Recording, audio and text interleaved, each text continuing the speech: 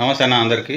ఈరోజు జుక్కల్ ఎమ్మెల్యే తోట లక్ష్మీకాంతారావు అసెంబ్లీలో మాజీ సీఎం కేసీఆర్ పైన ఆయన ఫైర్ అయ్యారు. ఎందుకంటే దళిత వర్గానికి చెందిన అసెంబ్లీ స్పీకర్ ఉండడంతో ఆయన అందుకోసమే అసెంబ్లీకి రావడం లేదంటూ ఆయన ధ్వజమెత్తారు. అసెంబ్లీలోని దళితుల పట్ల ఆయన అప్పటి నుంచే చిన్నచూపు చూస్తున్నారని ఆయన మండిపడ్డారు.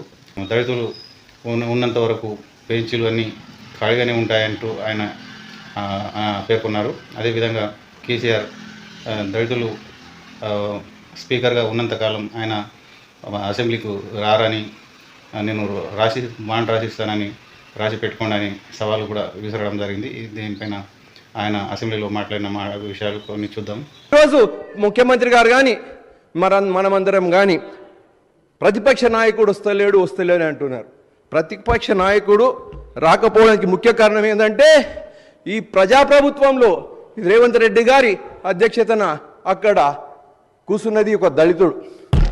అక్కడ కూర్చుంది ఒక దళితుడు కాబట్టి దొరగా కూర్చోవడానికి ఇష్టపడతలేడు.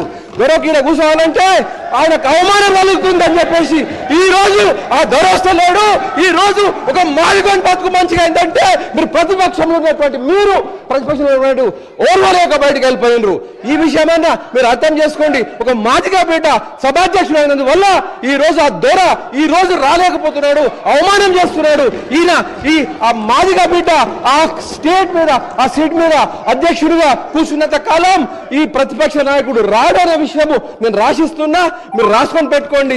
కేసీఆర్ గారు మన ప్రతిపక్ష నాయకుడుగా రాడు. ఆ అడుగు వర్గాలకు న్యాయం చేసుకుంటూ ఉంటుండే ఆ బెంచెస్ అట్లనే ఖాళీ ఉంటాయి. ఈ ప్రజలు గమనించాలని చెప్పేసి మనవి చేస్తూ మరి ఒకసారి నేను ఈ ప్రభుత్వం ప్రజాప్రభుత్వం, ప్రజలకు మేలు చేసే ప్రభుత్వం, మాదిగా కుటుంబ సభ్యుల తరఫు నుంచి మాదిగా కమ్యూనిటీ నుంచి ధన్యవాదాలు తెలియజేస్తున్నా.